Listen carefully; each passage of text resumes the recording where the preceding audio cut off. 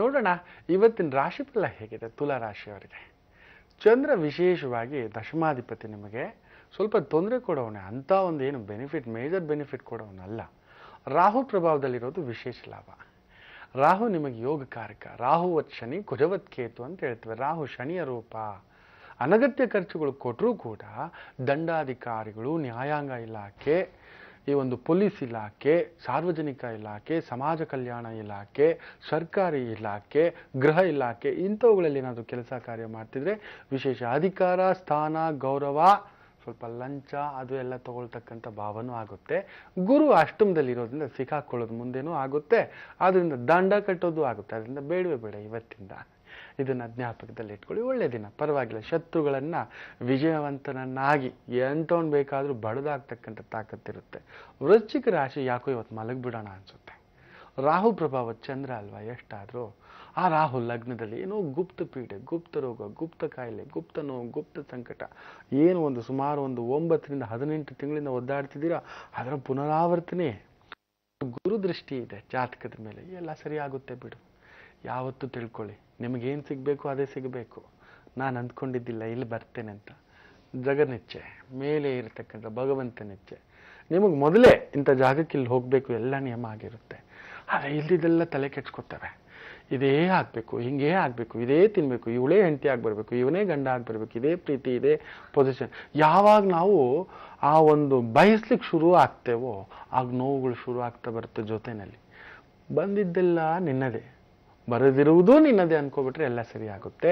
ಇವತ್ತು ಹಾಗಿದ್ರೆ ನೆಮ್ಮದಿ. ಇಲ್ಲ ಅಂದರೆ ಮಾನಸಿಕವಾಗಿ ಕೊರಗೋದು, ಒದ್ದಾಡೋದು, ತಲೆ ಕೆಡಿಸ್ಕೊಳ್ಳೋದು, ಮನಸ್ಸು ಕೆಡಗೋದು, ಮುಖ್ಯವಾದ ನಿರ್ಧಾರಗಳು ತೆಗೆದುಕೊಳ್ತಕ್ಕಂಥ ಒಂದು ಒಳ್ಳೆಯ ದಿನವಲ್ಲ. ವೃಶ್ಚಿಕ ರಾಶಿಯವರು ಎಚ್ಚರಿಕೆ. ಧನುರ್ ರಾಶಿ, ಧನುರ್ ಲಗ್ನ, ವಿಜಯೋತ್ಸವ. ಚಂದ್ರ ಅಷ್ಟಮಾಧಿಪತಿ ಲಾಭಸ್ಥಾನದಲ್ಲಿರೋದ್ರಿಂದ ಶತ್ರುಗಳಿಂದಲೂ ಕೂಡ ಲಾಭ ಪಡ್ಕೊಳ್ತಕ್ಕಂಥ ಒಂದು ದಿನ. ತಂತ್ರಗಾರಿಕೆಯಲ್ಲಿ ತುಂಬ ನಿಚ್ಚಳವಾಗಿ ಬಹುಮತ ಸ್ಥಾಪಿಸ್ಕೊಳ್ತಕ್ಕಂಥ ದಿನ. ಆದರೆ ರಾಹು 12ನೇ ಮನೆ, ದಿಢೀರಂತ ತೀರ್ಥಕ್ಷೇತ್ರ ಪ್ರವಾಸ, ದೇವಿ ಕ್ಷೇತ್ರ ಪ್ರವಾಸ, ನದಿ ಕ್ಷೇತ್ರಗಳಲ್ಲಿ ಪೂಜೆ, ಈ ಥರದ್ದೆಲ್ಲ ನೋಡ್ಕೊಂಡು ಬರ್ತಕ್ಕಂಥದ್ದು, ಗಂಗಾ ಸ್ನಾನ, ರಾಮೇಶ್ವರ ದರ್ಶನ, ಇವುಗಳೆಲ್ಲವನ್ನ ನೋಡತಕ್ಕಂಥ ಭಾವ ತುಂಬ ಒಂಥರ ದೇಹಕ್ಕೆ ಉರುಪು. ಇವತ್ತು ಏನೋ ನುಗ್ಗುಬಿಟ್ಟಿದೆ, 10 ಆಳು ಬಲ ಬಂದಾಗೆ ಅನ್ನಿಸ್ತಕ್ಕಂಥದ್ದು ಅನಿಸುತ್ತೆ. ಎಕ್ಸ್ಪೋರ್ಟ್ ಇಂಪೋರ್ಟ್ಗೆ ಸಂಬಂಧಪಟ್ಟಂಥದ್ದು, ಜ್ಯೋತಿಷ್ಯಗಳಿಗೆ, ವಿಶೇಷವಾಗಿ ವಾಗ್ಮಿಗಳಿಗೆ, ತತ್ವಜ್ಞಾನಿಗಳಿಗೆ, ರೈಟರ್ಸ್ಗೆ ವಿಶೇಷವಾದಂಥ ಒಂದು ದಿನ. ಡೈರೆಕ್ಟರ್ಸ್ಗೂ ಕೂಡ ರಾಹು ಅಂದ್ರೆ ಕ್ಯಾಮ್ರಾ ವರ್ಕ್, ಟೆಕ್ನಿಷಿಯನ್ಸ್ಗೂ ಕೂಡ ವಿಶೇಷವಾದಂಥ ಒಂದು ದಿನವಾಗಿರುತ್ತೆ. ಇನ್ನು ಮಕರ ರಾಶಿ ಬಗ್ಗೆ ತಿಳ್ಕೊಳ್ಳೋಕ್ಕೂ ಮೊದಲು ಪತ್ರಗಳು ಬರೆದಿದ್ದಾರೆ, ಕರೆಗಳು ಮಾಡ್ತಿದ್ದೀವಿ, ಯಾರಿದ್ದಾರೆ, ಯಾರ ಪತ್ರ ಸಿಕ್ಕಿದೆ ಅಂತ ಕಾತರದಿಂದ ಕಾಯ್ತಿರ್ತೀರಾ. ನೋಡೋಣ ಈ ಮೊದಲು ಇನ್ನೊಂದು ಪತ್ರ ಯಾರು ಅಂತ. ಮೃತ್ಯುಂಜಯ ಅಂತ ತೆಗಡಿ ಮಠದಿಂದ ಬರೆದಿದ್ದಾರೆ. ನೋಡಿ, ನನಗೆ ತುಂಬ ಖುಷಿ. ಈ ಥರ ಬರೀರಿ ಸಾಕು. ಪೋಸ್ಟ್ ಕಾರ್ಡಲ್ಲಿ ಮಣಗಟ್ಟಲೆ ಪೇಪರಲ್ಲಿ ಬರೀತೀರಾ. ಗಂಟೆಗಟ್ಟಲೆ ಓದ್ತಾ ನಾವು ಕುತ್ಕೊಳ್ಳೋಕ್ಕಾಗೋದಿಲ್ಲ. ಎಲ್ಲರೂ ಪತ್ರನೂ ಓದಬೇಕು. ಅದರಲ್ಲಿ ನಿಮ್ಮ ಸಮಸ್ಯೆ ಸಾಮೂಹಿಕವಾಗಿ ನೋಡಿ, ಜ್ಞಾಪಕ ಇಟ್ಕೊಳ್ಳಿ. ಕೆಲವೊಂದು ಪರಿಹಾರಗಳು ಕೊಡಬೇಕಾದ್ರೆ ಸಾಮೂಹಿಕವಾಗಿ ಕೊಟ್ಟಿರ್ತಾನೆ, ಎಲ್ರಿಗೂ ತಲುಪಲಿ, ಎಲ್ರಿಗೂ ಸೇರಲಿ ಅಂತ.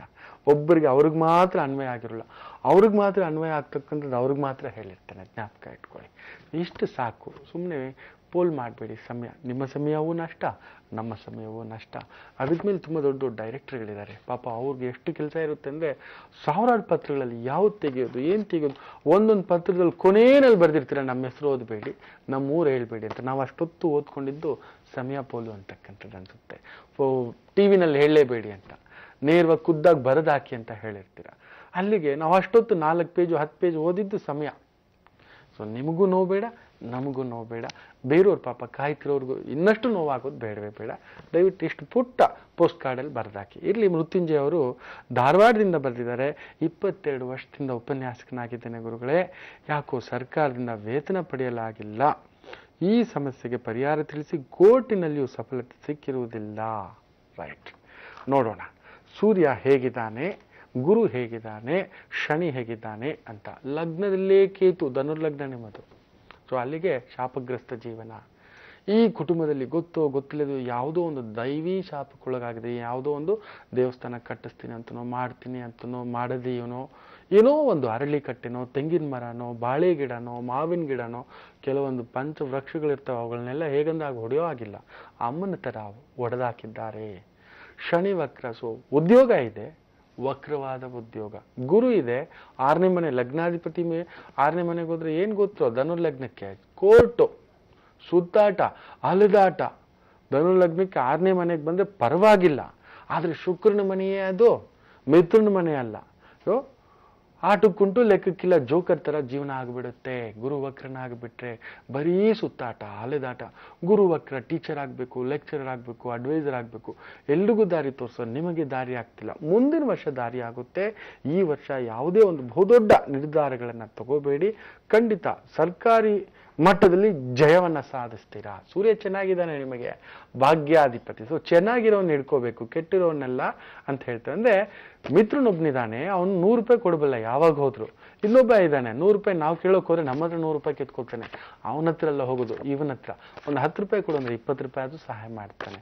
ತಪ್ಪದೆ ಪ್ರತಿ ತಿಂಗಳು ಆಗ್ಲೇ ಇನ್ನೊಬ್ರಿಗೆ ಹೇಳಿದ ಹಾಗೆ ನೀವು ಕೂಡ ಆ ಸೂರ್ಯ ದೇವರ ಅರ್ಚನೆ ಮಾಡಿಸ್ತಕ್ಕಂಥದ್ದು, ಶಿವನ ದೇವಸ್ಥಾನಗಳಲ್ಲಿ ಸಣ್ಣದಾಗಿ ಅಭಿಷೇಕ ಮಾಡಿಸ್ತಕ್ಕಂಥದ್ದು, ಗುರುವಾರಗಳಂದು ದತ್ತಾತ್ರೇಯ ಇಲ್ಲ ದಕ್ಷಿಣಾಮೂರ್ತಿ ಈ ಎರಡರಲ್ಲಿ ಒಂದು ದೇವಸ್ಥಾನ ಎಲ್ಲಾದ್ರೂ ಇದ್ರೆ ಸಿಕ್ಕರೆ ಇರುತ್ತೆ, ಇಲ್ಲ ಶಿವನ ದೇವಸ್ಥಾನ ಆದ್ರೂ ಇರುತ್ತೆ. ಆ ದತ್ತಾತ್ರೇಯ ಸ್ವಾಮಿಗಳ ಹೆಸರಿನಲ್ಲಿ ಇಲ್ಲ ದಕ್ಷಿಣಾಮೂರ್ತಿ ಸ್ವಾಮಿ ಹೆಸರಿನಲ್ಲಿ ಅರ್ಚನೆ ಮಾಡಿಸಿ ತುಂಬಾ ಒಳ್ಳೇದಾಗ್ತಕ್ಕಂಥದ್ದು. ಒಂದು 21 ಗುರುವಾರ ನಿಯಮ ಎತ್ಕೊಳ್ಳಿ. ಒಂದು ಕಾಬೂಲ್ ಕಡಲೆ ಅಂತ ಬರುತ್ತೆ, ಅದನ್ನ ನೀರಿನಲ್ಲಿ ನೆನೆಸ್ಬಿಟ್ಟು ಒಂದು 30 ಕಡಲೆ ಆ ಒಂದು ದಾರದಲ್ಲಿ ಆ ಒಂದು ಹಾರವಾಗಿ ಪೋಣಿಸ್ಬಿಟ್ಟು, ಇಲ್ಲ 111 ಆದ್ರೂ ಒಳ್ಳೆಯದೆ, ಪೋಣಿಸ್ಬಿಟ್ಟು ದೇವ್ರಿಗೆ ಕೊಡ್ತಾ ಬನ್ನಿ. ಮಕ್ಕಳಿಗೆ ಯಾರಿಗಾದ್ರೂ ವಿದ್ಯಾದಾನದಲ್ಲಿ ಸಹಾಯ ಮಾಡ್ತಕ್ಕಂಥದ್ದು ಮಾಡಿ. ಒಂದು ಪುಸ್ತಕನೋ ಪೆನ್ಸಿಲೋ ತುಂಬಾ ಒಳ್ಳೇದಾಗ್ತಕ್ಕಂಥದ್ದು.